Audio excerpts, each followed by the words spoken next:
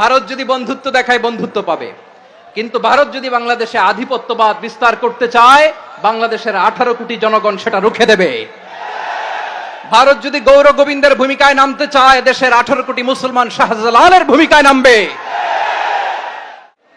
বলেন, আমাদের দেশে শান্তি আছে না নাই? আমরা হিন্দু মুসলিমে কখনো দাঙ্গা লাগে? আসতে বলেন, কেন লাগে? ওদের পূজা পর্বণে আমাদের মাদ্রাসার ছেলেরা যে পাহারা দেয়, চিল্লায় বলেন ঠিক কিনা? আমাদের তাফসির মাহফিলের সময় ওরা ডিস্টার্ব করে, ঢোল বাজায় না। ওদের পূজা পর্বণের সময় আমাদের তাফসির মাহফিলের ডেট হলে আমরা চেঞ্জ করে দেই। সুবহানাল্লাহ, কি সাম্প্রদায়িক সম্প্রীতির রোল মডেল। আর ওই বাংলাদেশের ব্যাপারে তারা অনেক ডিস ইনফরমেশন ছড়াচ্ছিল। ভারতের অনেকগুলো গণমাধ্যম, আমি জেনারেলাইজ করব না, আমাদের প্রতিবেশী দেশের সব গণমাধ্যমকে আমি দোষ দিতে চাই না, অনেকগুলো গণমাধ্যম তারা ডিস ইনফরমেশন শেয়ার করেছে। ডিস ইনফরমেশন আর মিস ইনফরমেশনের পার্থক্য আছে। মিস ইনফরমেশন না জেনে ভুল বুঝে একটা মিথ্যা বা ভুল তথ্য ছড়িয়ে দেয়া, এটার ক্ষমা আছে, এটার কি আছে? আর ডিস ইনফরমেশন মানে ইচ্ছা করে, প্ল্যান করে, ম্যাপ করে, ছক এঁকে মিথ্যা, গুজব, রটনা সোশ্যাল মিডিয়ায় ছড়ানো, এটার ক্ষমা আছে? আওয়াজ করে বলেন, ক্ষমা আছে? ভারতের কিছু গণমাধ্যম তাই করেছে। আমরা ব্যথিত হয়েছি, আমাদের হৃদয়ে রক্তক্ষরণ হয়েছে। আমাদের প্রতিবেশী দেশকে বলতে চাই, আমাদের দেশ নিয়ে আপনাদের ভাবার দরকার নাই, নিজের চরকায় তেল দেন, নিজের দেশ নিয়ে ভাবেন। গত মাসের ভয়েস অফ আমেরিকার রিপোর্ট, বাংলাদেশে সংখ্যালঘু জনগোষ্ঠী আগের চেয়ে বেশি নিরাপত্তা পাচ্ছে।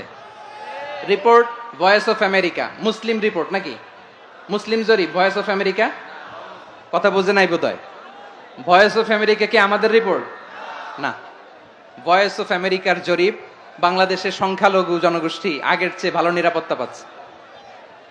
শুধু এখানেই শেষ না, মাইক্রোসফটের একটা জরিপ শোনাই আপনাদেরকে। তারা সারা পৃথিবীতে গুজব, ভুয়া আর মিথ্যা নিউজ ছড়ানোতে কোন দেশ সেরা একটা রিপোর্ট করেছে। এর মধ্যে 1 নম্বরে এসেছে ভারতের নাম। মাইক্রোসফট তো মুসলমানরা চালায় না? কথা বোঝে নাই বোধহয়। প্রতিবেশী দেশকে বলবো, আপনারা নিজের চরকায় তেল দেন, আপনারাও শান্তিতে থাকেন, আমাদেরকেও শান্তিতে থাকতে দেন। সব চেঞ্জ করা যায়, প্রতিবেশী চেঞ্জ করা যায় না। আমাদের ল্যান্ড তাদের ল্যান্ড, পাশাপাশি। আমরা চাই তারাও সুখে থাক, আমরাও সুখে থাকি, ঠিক কিনা? কিন্তু প্রতিবেশী হলে বন্ধুত্বপূর্ণ আচরণ করতে হয়। প্রতিবেশী যদি বন্ধু না হয়ে প্রভু হতে চায়, এরকম দানব প্রতিবেশী কেউ চায় না।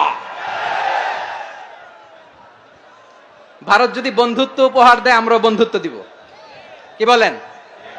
তারা যদি বন্ধু সুলভ আচরণ করে, আমরাও বন্ধুত্ব উপহার দেব। কারণ আমাদের পররাষ্ট্র নীতি হচ্ছে সবার সাথে বন্ধুত্ব, কারোর সাথে বৈরিতা নয়। আলহামদুলিল্লাহ বলেন, কত চমৎকার পলিসি আমাদের। আমরা নির্বিবাদী, আমরা বাংলাদেশিরা শান্তিকামী, we are proud of that. এজন্য আমরা গর্ববোধ করি। আমাদের পররাষ্ট্র নীতি সবার সাথে বন্ধুত্ব, কারোর সাথে শত্রুতা নয়।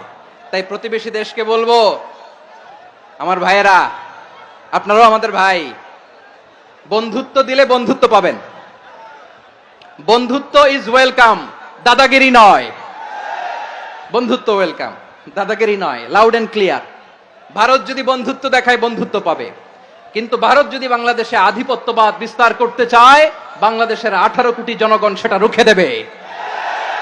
ভারত যদি গৌর গোবিন্দের ভূমিকায় নামতে চায়, দেশের 18 কোটি মুসলমান শাহজালালের ভূমিকায় নামবে।